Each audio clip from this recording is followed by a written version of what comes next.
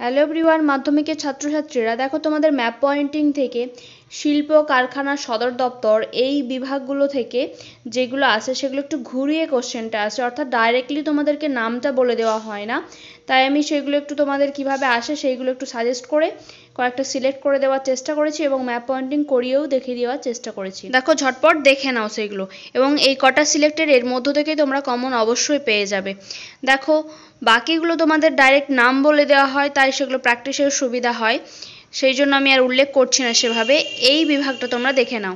দেখো, ভারতের বৃহত্তম মহানগর, অর্থাৎ সেই ক্ষেত্রে যদি আসে ভারতের বৃহত্তম মহানগর ম্যাপ পয়েন্টিংয়ে, অর্থাৎ তোমাদেরকে মুম্বাই দেখাতে হবে, তাই তো?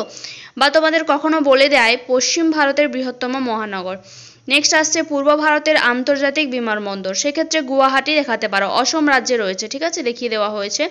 নেক্সট কলকাতা, মুম্বাই, দিল্লি, চেন্নাই, এগুলো তোমাদেরকে দেখে রাখতেই হবে। তারপর ভারতের প্রধান প্রশাসনিক কেন্দ্র অর্থাৎ দিল্লি। নেক্সট আহমেদাবাদ, সেটা রয়েছে গুজরাটে। তারপর সিলিকন ভ্যালি অর্থাৎ বেঙ্গালুরুকে বলা হয়, অথবা আসে ভারতের সুইজারল্যান্ড, সেক্ষেত্রেও বেঙ্গালুরু। ভারতের বিজ্ঞান নগরী, সেক্ষেত্রেও উত্তরটা হচ্ছে বেঙ্গালুরু। ভারতের বৃহত্তম তথ্য প্রযুক্তি কেন্দ্র, সেক্ষেত্রেও বেঙ্গালুরুকেই বোঝায়, ঠিক আছে।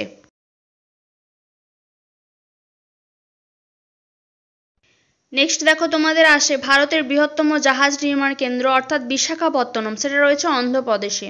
তারপর বলা হয় ভারতের বৃহত্তম উপকূলের জাহাজ নির্মাণ কেন্দ্র, সেক্ষেত্রেও ওটাই আসে। আচ্ছা, বলা হয় আরব সাগরের রানী অর্থাৎ কোচি, কেরালা রাজ্যে অবস্থিত, ঠিক আছে। তাহলে ঝটপট আমরা ম্যাপ পয়েন্টিংয়ে দেখে নিই স্থানগুলো কোন কোন জায়গায়।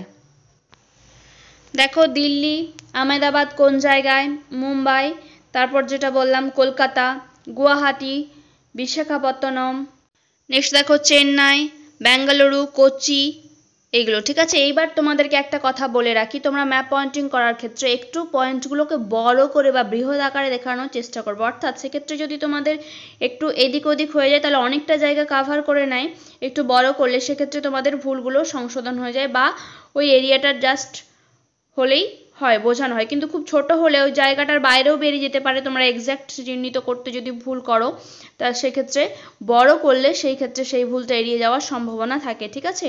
ওকে। আর হ্যাঁ, তোমরা নিশ্চয়ই জেনে নিয়েছো কিভাবে ম্যাপ পয়েন্টিংয়ে ইন্ডেক্স অর্থাৎ নির্দেশিকাগুলো দিতে হয়।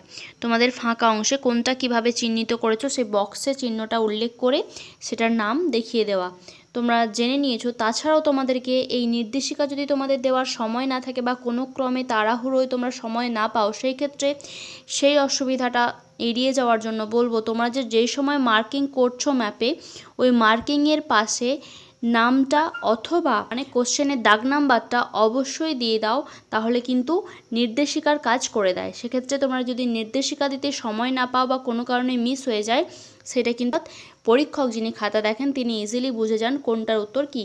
অর্থাৎ যেখানে তোমরা মার্কিং করছো ম্যাপ পয়েন্টিংয়ে, ওখানে কোশ্চেনের দাগ নাম্বারটা তোমাদের শেষে থাকে 6.1 বা 6.1.2, এইভাবে সেটা শুধু দাগ নাম্বারটা তুলে দাও, বা সাথে নামটা দিলেও অসুবিধা নেই। ওকে, আজকে এই পর্যন্তই। খুব ভালোভাবে পরীক্ষা দাও, তোমাদের জন্য অনেক অনেক শুভকামনা।